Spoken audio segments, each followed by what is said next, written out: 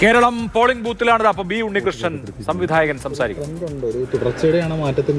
അല്ല, അതൊന്നും ഞാൻ ഇന്ന് ഒരു പോളിംഗ് ഡേയിൽ പറയാൻ ആളല്ല. പിന്നെ ഞാൻ അങ്ങനെ നിങ്ങളൊക്കെ അല്ലേ ജനങ്ങളുടെ ഇടയിൽ ഏറ്റവും അധികം പ്രവർത്തിക്കുന്നത്. അപ്പം നിങ്ങൾക്കറിയാവുന്ന അത്രയും പോലും എനിക്കറിയില്ല. സിനിമ വേറെ, യാഥാർത്ഥ്യം വേറെ. അതുമായിട്ടൊന്നും ബന്ധമില്ല. എന്തായാലും കേരളത്തിലെ ജനങ്ങൾ എപ്പോഴും ഒരു രാഷ്ട്രീയ ജാഗ്രത കാണിക്കുന്നവരാണ്. ആ ജാഗ്രതയിൽ തികഞ്ഞ വിശ്വാസം എനിക്കുണ്ട്.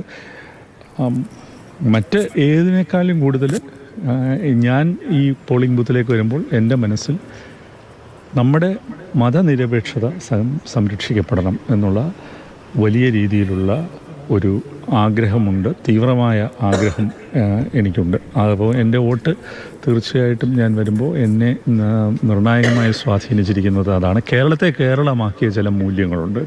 അത് കൈവിട്ട് പോകാതിരിക്കാനുള്ള ജാഗ്രതയാണ് ഈ തെരഞ്ഞെടുപ്പിൽ ഉണ്ടാവേണ്ടതെന്ന് ഞാൻ വിശ്വസിക്കുന്നു.